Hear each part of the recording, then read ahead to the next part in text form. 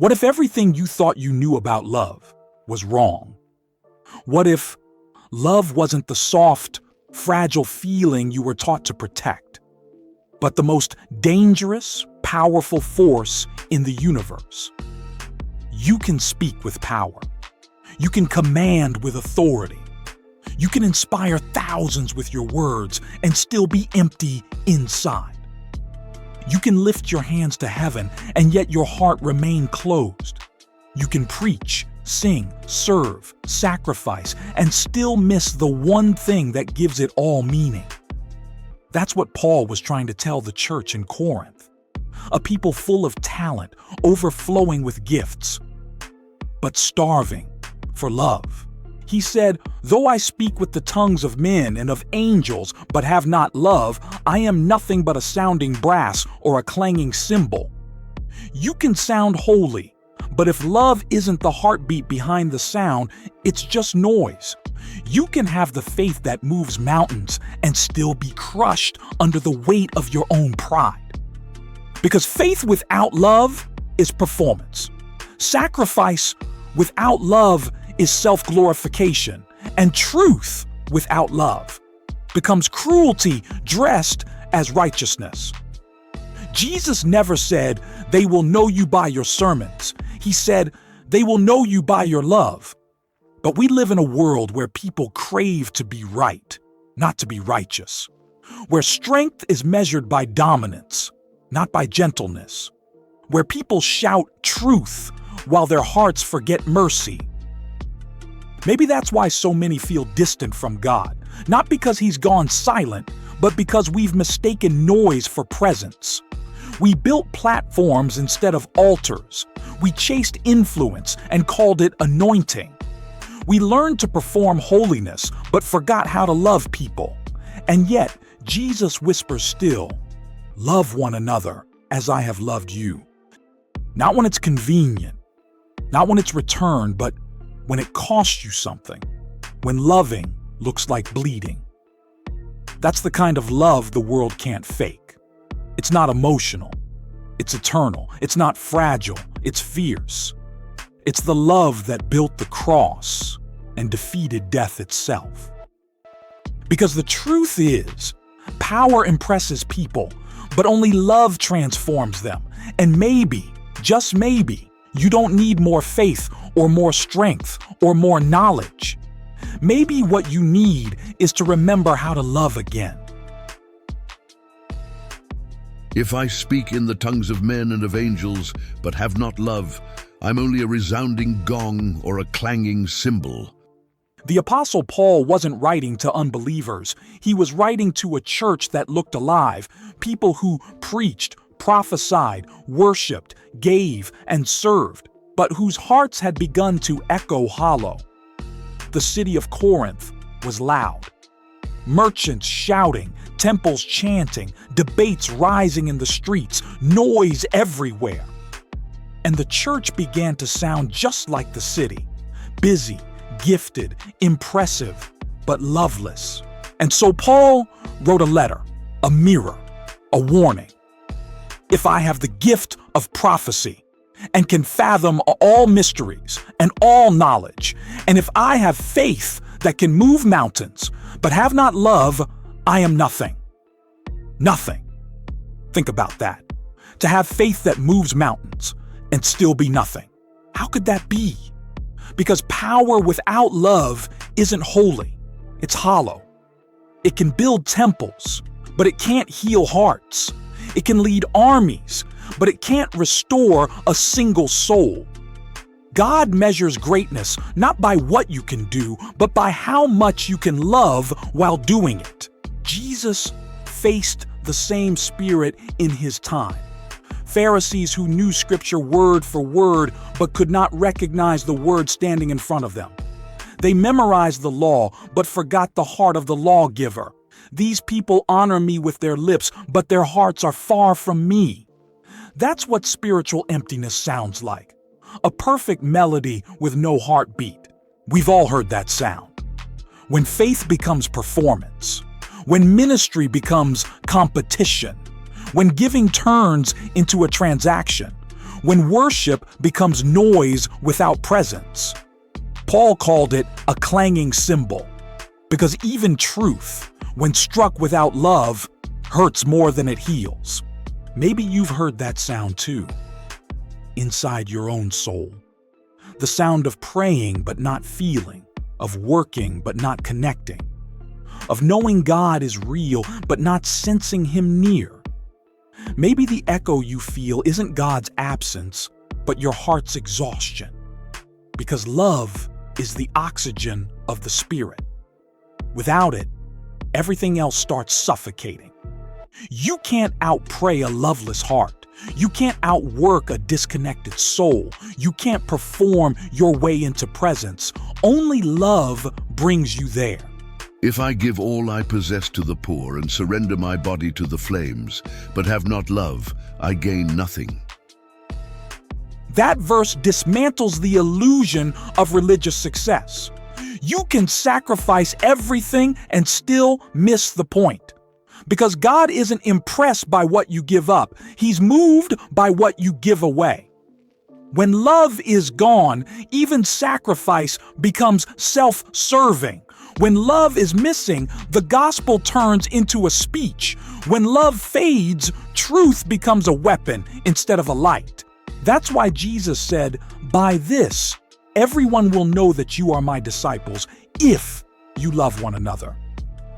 Not by how loudly you speak, not by how perfectly you behave, but by how deeply you love. Love isn't passive. It's not sentimental. It's warfare. Because to love is to confront every impulse of pride, envy, and fear inside you. The love Paul describes in this chapter isn't gentle weakness. It's divine power restrained by compassion. It's the strength to forgive when revenge feels justified. It's the courage to stay kind when the world mocks kindness. It's the wisdom to stay humble when you could prove you're right. That's why only the strong can truly love. Because love costs, and it costs everything. The voice of emptiness echoes louder the more we ignore it. You can feel it even in success, the hollowness of achievement that doesn't heal. You can build your empire, win the argument, lead the crowd, and still lie awake at night wondering, why do I still feel unseen? That's because love was never meant to be a reward. It's the reason you exist. Without it, faith becomes noise, knowledge becomes arrogance, ministry becomes marketing, and the gospel becomes another brand in a crowded world. But with it, even the smallest act shines eternal. A whisper of mercy, a patient silence, a gentle word that costs your pride. That's love. And heaven notices it more than 1,000 sermons. If I have not love, I am nothing. Those words weren't meant to condemn you. They were meant to wake you, to remind you that love isn't what you do after you're done being spiritual. Love is spirituality. It's the language of heaven. It's the pulse of God Himself. So before you ask for more power, more knowledge, more signs, ask for this.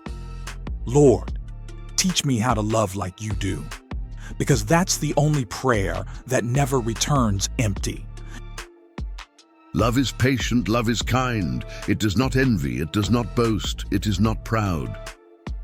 Paul wasn't describing an emotion. He was describing a person. Every line of this chapter is a reflection of Jesus Himself. When Paul wrote, "Love is patient," he was thinking of the Christ who waited for Peter to return. When he wrote, "Love is kind," he was remembering the one who healed the soldier's ear that came to arrest him. When he said, "Love does not boast," he was seeing a king washing feet in silence. This is what love really looks like. Not glitter, not applause, not perfection, but presence. Because real love doesn't need to be seen. It just needs to stay. We often mistake emotion for love. We think love is proven by butterflies, by comfort, by reciprocity. But the truth is, Love reveals itself most when none of those things are present. Love is proven in the pause between betrayal and reaction. In the moment when you could speak harshly, but choose mercy instead. When you could walk away, but decide to stay. That's where divine love begins, not in feelings, but in choices. Love is patient. It waits without resentment. It gives time for broken people to become whole again. It allows others to fail without erasing them from grace. Because that's exactly what God did for you. Love is kind. Kindness is not weakness. It's the quiet strength that refuses to mirror cruelty. It's the decision to smile at someone who doesn't deserve it. Because that's what Jesus did on the cross. It does not envy. Love doesn't need what others have, because it rejoices in what God gives. Envy is the absence of gratitude, but love is content even when the spotlight moves away. It does not boast, it is not proud. Because love doesn't need validation. It doesn't perform to be seen. It serves to transform. We live in a generation obsessed with being noticed, where every good act must be posted and every blessing compared. But love isn't loud. It doesn't chase likes. It chooses to go unseen because heaven keeps better records than the world ever will. Love does not dishonor others. It is not self-seeking. It is not easily angered. It keeps no record of wrongs.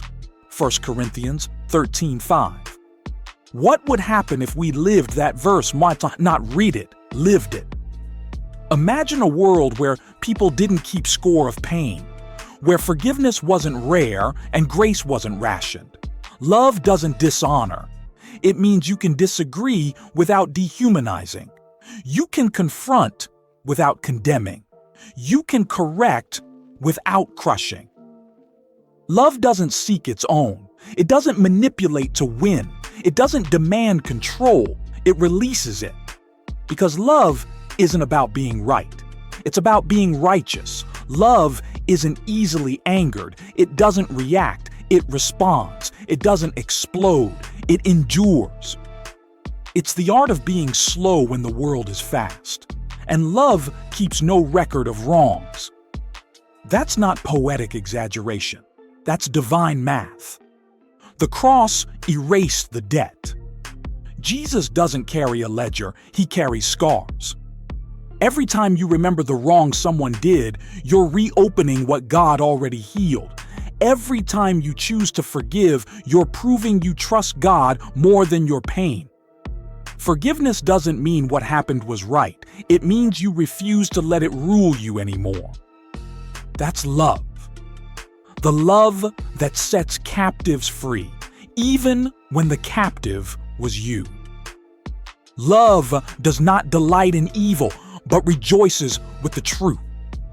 That means love refuses to celebrate downfall. It doesn't gossip about someone's failure. It doesn't feed off the mistakes of others to feel righteous. Because truth and love are inseparable. Truth without love destroys, but love without truth deceives. Real love has a backbone. It can say no without hate and yes without fear.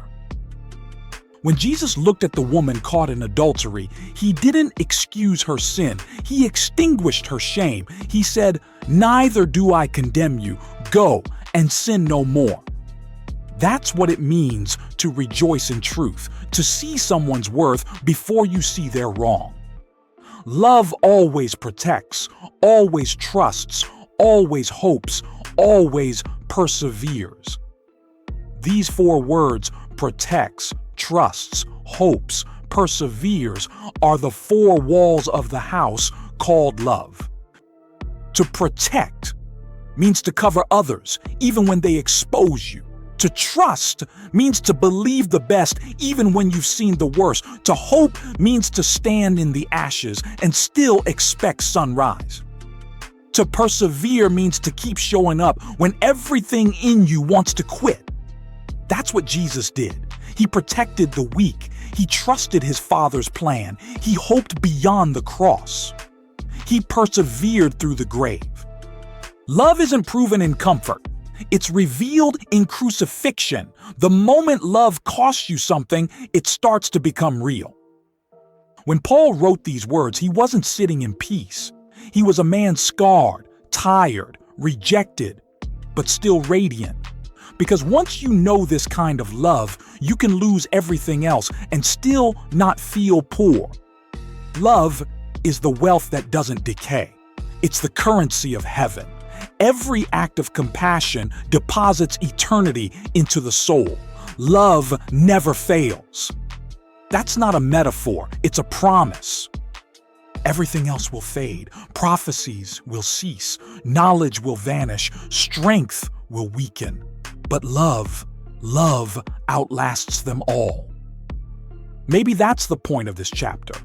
To remind us that when life strips you of every achievement, every title, every recognition, what will remain is the love you gave away. Because in the end, you won't be remembered for how loud you spoke, but for how deeply you loved. Love is not the reward of faith, it's the reflection of it. It's not proof that you know God. It's the evidence that He lives in you. And this world doesn't need more noise. It needs more people who sound like love. Love bears all things, believes all things, hopes all things, endures all things. It sounds beautiful until it's tested. It's easy to talk about love when life is kind. When the people you care for treat you well. When the prayers get answered and the blessings come easy. But the real measure of love, the one Jesus lived, isn't proven in peace. It's revealed in pain. Love isn't tested when it's returned. Love is tested when it's rejected. When you give and it's taken for granted. When you forgive and the wound reopens. When you stay and they still walk away. That's when heaven leans in to watch what you'll do next. Because the world teaches us to protect our hearts, but Jesus taught us to offer them. He never said, love those who love you. He said, love your enemies, bless those who curse you, do good to those who hate you. And that's where love starts to feel impossible, because it asks you to do the unthinkable, to love what hurt you, to bless what betrayed you, to see a soul where others see a threat. That's divine love. Not safe, not easy, but holy. On the night he was betrayed, Jesus didn't run. He didn't defend himself. He didn't call angels, though heaven waited at his command. He washed feet. He broke bread. He gave thanks. And then he walked toward the cross. Every step was a sermon. Every wound was a word. Every drop of blood spelled, I love you. That's how far love is willing to go. Most of us want resurrection power, but we resist crucifixion love. We want miracles without mercy, glory without humility, victory without vulnerability. But love doesn't work that way. Love conquers by surrendering. It wins by yielding. It reigns by dying. Because love doesn't seek to escape the fire. It enters it to save those trapped inside. When Paul wrote, love endures all things, he wasn't talking about tolerance. He was talking about the kind of endurance that bleeds. The strength to hold on when everything inside you wants to let go. Endurance isn't passive, it's warfare. The battle between bitterness and grace, between vengeance and forgiveness, between your wound and your witness. And every time you choose forgiveness over fury, heaven wins another war. Love believes all things. That doesn't mean love is blind. It means love sees deeper. It believes there's more to a person than their worst moment. It believes that grace can rewrite stories the world already gave up on. When Jesus looked at Peter after his denial, he didn't see failure. He saw a shepherd still learning how to feed his sheep. Love hopes all things. That means love refuses to give up, even when it's tired. It stands in front of a tomb and still whispers, "Lazarus, come out." It waits through 3 days of silence and still believes in resurrection. Love bears all things. It carries the weight others drop. It shoulders pain without returning it. It covers shame instead of exposing it. That's why love feels heavy, because it carries what others can't. Maybe that's what Jesus meant when he said, "Take up your cross and follow me." Because love is the real cross. It's the daily choice to die to yourself so someone else can live. And the truth is, if love hasn't cost you anything yet, it's probably not love yet. Think of how he loved Judas. He called him friend even as betrayal kissed his face. He loved Peter, who swore loyalty and then ran. He loved Thomas, who doubted the scars right in front of him. He loved the soldiers who hammered nails through his hands. And in his last breath, he loved them still. "Father, forgive them, for they know not what they do." That's not weakness. That's majesty in disguise. When you love like that, hell loses its grip.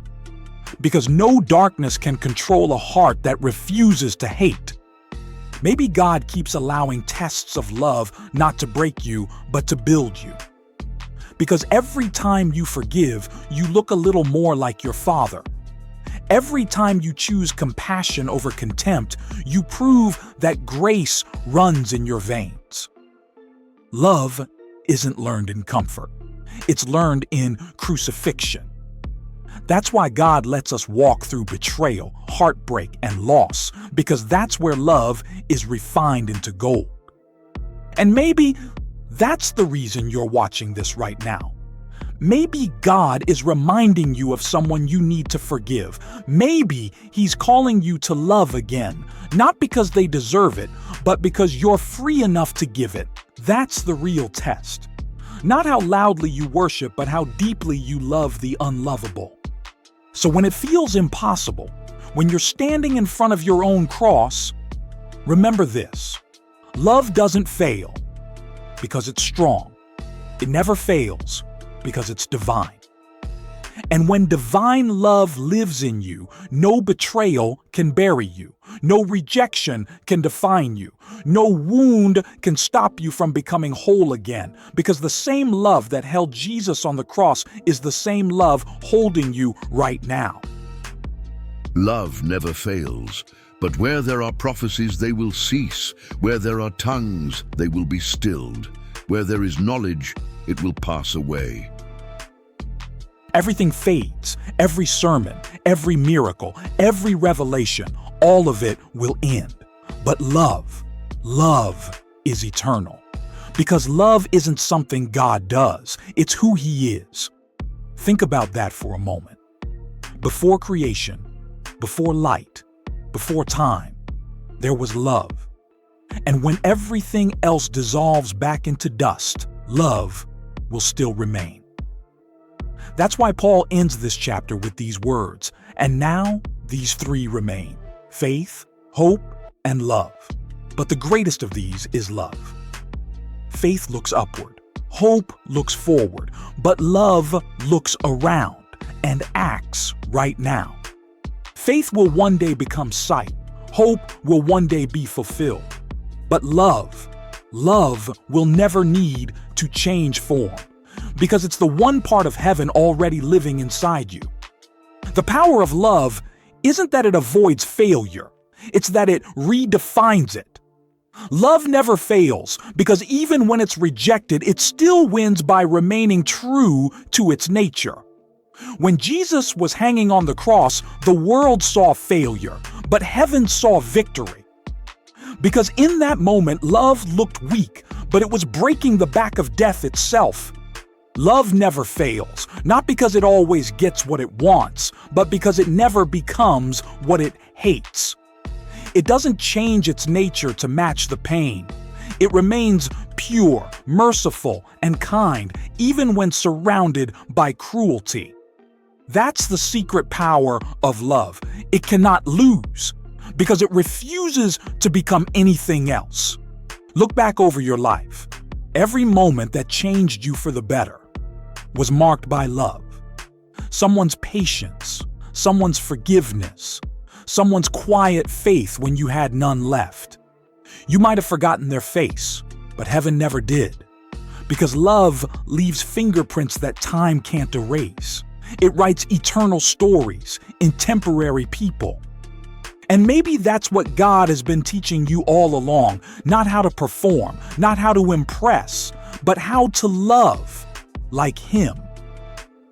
Love is the greatest miracle you'll ever experience, and the greatest one you'll ever give. Because every time you love someone who can't repay you, every time you forgive someone who doesn't deserve it, every time you stay when it's easier to leave, you echo eternity. That's how heaven sounds on earth. So if you failed, if you've fallen short, if you've loved and been hurt for it, hear this truth. You didn't lose. You learned to resemble God a little more, because in the kingdom of heaven, success isn't measured by outcomes, it's measured by love. And one day, when all of this is over, when the noise of this world fades and the curtain of time falls, you'll stand before the one whose eyes burn with mercy. And He won't ask how big your platform was. He won't ask how many miracles you performed or how much knowledge you accumulated. He'll ask, did you learn how to love? And if you did, even imperfectly, even painfully, you'll hear the words that every heart longs for. Well done, my good and faithful servant. Because faith brought you to Him, but love made you like Him. So keep loving. Even when it's hard, even when it costs you, even when no one sees it, because love is never wasted, it's never forgotten, it's never in vain. Every act of love, spoken or silent, is building eternity in someone else's soul. Love never fails. That's not just Paul's conclusion, it's God's promise. When you walk in love, you're walking in something death can't touch. No hatred can erase it. No betrayal can undo it. No darkness can outlast it. Love is the light that doesn't need a sun. It's the song that doesn't need a melody. It's the victory that doesn't need a crowd. If this message reached your heart, don't rush past this moment. Take a breath and type in the comments, "Love never fails." Let the world see that faith still breathes, and that the love of Jesus still transforms hearts today. Share this video with someone who's tired of trying, someone who needs to remember that God's love is not performance, it's presence. And if you want to keep walking this path of revelation, subscribe to Christ Revealed. Every week we uncover another truth from Scripture. A truth that rebuilds the heart and revives the soul. Because the Bible isn't a story about people reaching for God. It's the story of love reaching for us.